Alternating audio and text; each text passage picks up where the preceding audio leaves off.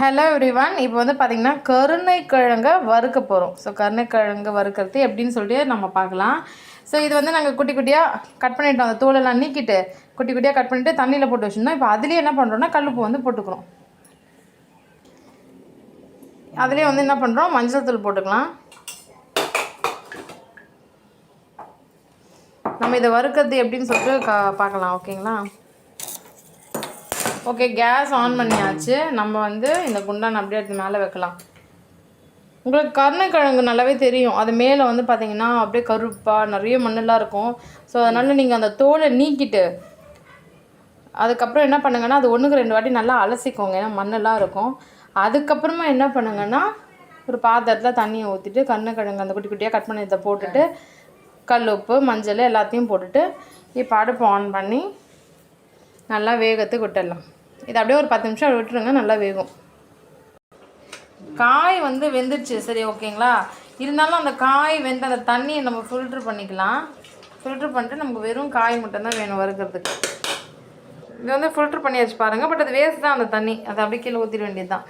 இப்போ வந்து பார்த்திங்கன்னா ஃபில்ட்ரு பண்ணிவிட்டு வெறும் அந்த கருணைக்கிழங்கு மட்டும் நம்ம அப்படியே வச்சுருக்கோம். இங்கே என்ன பண்ணிட்டோம், அடுப்பை பற்ற வச்சுட்டு கடாயை வச்சுட்டு அதில் எண்ணெயை ஊற்றிட்டு ரெடியாக இருக்கணும். அந்த எண்ணெய் கொஞ்சம் சூடாகட்டும். கடுகு வந்து போட்டிருக்கோம், சரிங்களா. ஆயில் கொஞ்சம் தான் இதில் நம்ம சேர்க்கணும், ரொம்ப ஆயில் வந்து நல்லதுக்கு இல்லை, ஓகேங்களா. கடுகு நல்லா பொரியட்டும். இப்போ வந்து பார்த்திங்கன்னா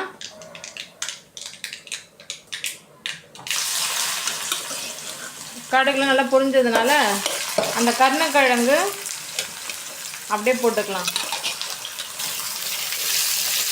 நம்ம இது மாதிரி நல்லா கிளறி விட்டுக்கலாம்.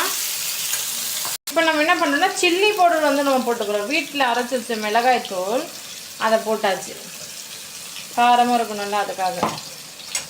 இப்போ நம்ம மறுபடியும் என்ன பண்ணுவோம்னா நல்லா அது மாதிரி கிளறி விட்டுக்கலாம். அடுத்தது காஷ்மீரி மிளகாய் தூள் இருக்கும் இல்லையா, அந்த பவுடர் கொஞ்சம் போட்டுக்கலாம். நல்லா செவன்னு நல்லாயிருக்கும் அந்த வறுவல், கருணைக்கிழங்கு வறுவல். ஸோ அதனால் இது மாதிரி மறுபடியும் நல்லா கிளறி விட்டுக்கலாம். ஸோ பாருங்கள், கருணைக்கிழங்கு வறுவல் வந்து நம்ம ஆல்ரெடி தயார் பண்ணிட்டோம். ஸோ ஃபைனலாக அந்த கருவேப்பிலை கொத்தமல்லிலாம் போட்டு தூவி விட்டுட்டு ஒரு கிளறி விட்டுக்கலாம்.